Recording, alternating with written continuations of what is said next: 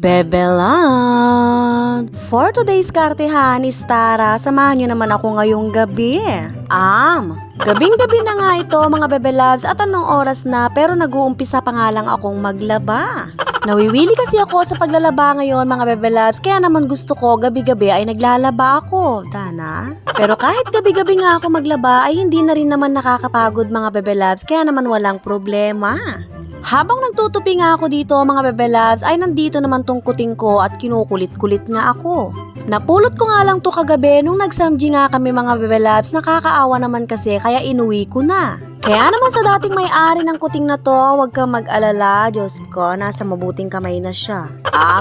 Sa totoo lang mga Bebe Loves, yung araw ko nga ay umiikot talaga sa gabi. Night person kasi ako mga Bebe Loves, kaya naman sa umaga at tanghali hanggang alas 3 ay asahan mo tulog pa ako. Kaya naman ganito ang napapala ng mga laging puyat mga Bebe Loves.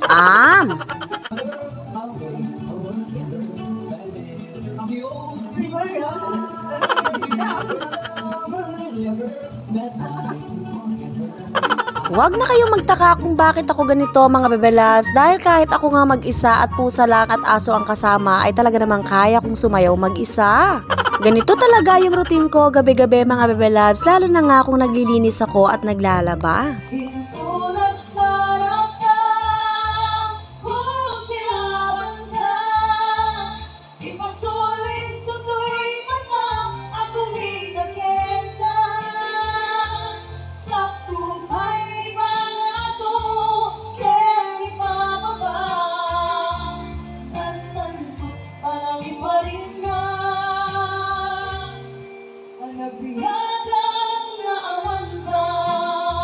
Napakasarap kasi maglinis mga Bebe Loves, lalo na nga kung sumasabay yung napakalakas nga na music.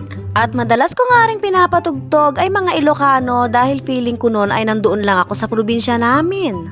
Sa totoo lang, nawawala talaga yung pagod ko at hindi ko nga nararamdaman ang pagod, lalo na kung nakakarinig nga ako ng mga Ilocano song. Stress reliever ko rin yung Ilocano song mga Bebe Loves, kaya naman kung napapansin mo na talaga namang na-stress ako, ay Diyos ko, magpatugtog ka lang ng Ilocano, talaga namang mapapasayaw pa ako. Dito nga ay pinaghihiwa-hiwalay ko nga yung mga damit mga Bebe Loves dahil gusto ko nga ay naka-organize talaga sila. Gusto ko nga ay magkakasama yung sando lang. Tas pag mga pambahay naman ay gusto ko ay pambahay lang talaga. At syempre nakahiwalay din yung mga pamlakad at pampasyal nga na damit mga Bebe Loves para nga hindi sila halo-halo. At kahit nga sa mga damit ng Bebe Loves ko ay ganun din yung ginagawa ko mga Bebe Loves para nga maayos tignan. Pero alam nyo ba mga Bebe Loves, ay nabahaba nga ng pag-ayos ko sa damitan ng asawa ko. Diyos ko, isang araw pa lang, ay nako, nakakagulo. Ay talaga naman sasawa na ako kay Ace. Kaya naman isang beses pa na makita ko talaga na magulo yung damitan mo, ay talaga naman sasako ko na yung mga damit mo. Nagwawalis na nga rin ako dito habang nakasalang nga yung labahan ko mga Bebe Loves. Dahil nakasanayan ko na rin talaga mga Bebe Loves yung maglinis nga ng gabi bago nga matulog. Dahil dito nga ako sa sala natutulog mga Bebe Loves ay hindi nga rin kasi pwede na hindi ako maglinis. At syempre ayoko naman matulog ng madumi mga Bebe Loves, at saka ayoko rin yung mga meron ako nakikitang tae ng butiki, Dana. At pag nakasanayan na rin kasi ng katawan mo yung gabi-gabi nga na ginagawa mo mga Bebe Loves, ay talaga namang hindi mo na talaga siya makakalimutan at gusto mo nga ay ginagawa mo na siya lagi. Kaya naman sobrang malaking tulong talaga sa akin magmula nga nung nagkaroon kami ng washing machine na automatic dahil mas napapabilis ko nga yung mga gawain ko ngayon. Kaya naman hindi na ganun kapagod ang Bebe Loves nyo ngayon, kaya naman lagu-lagu na akong yeni, loko.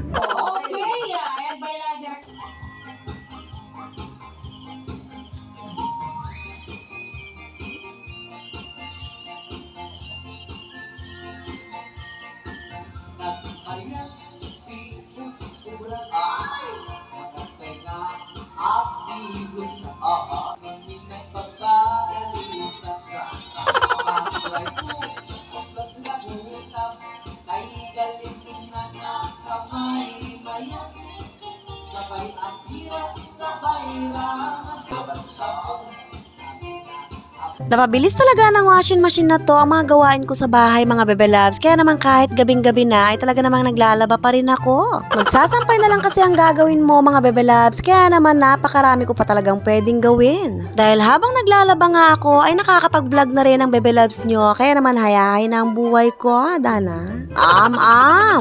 Tapos na nga dito yung unang sinalang ko mga bebe loves. Pero naglagay pa nga rin ako para marami-rami nga yung malalaban ko ngayon. At maglalampasan na nga rin ako dito mga bebe loves para mamaya nga ay malinis-linis na rin tong lalatagan natin ng higaan. O yun lang, bye!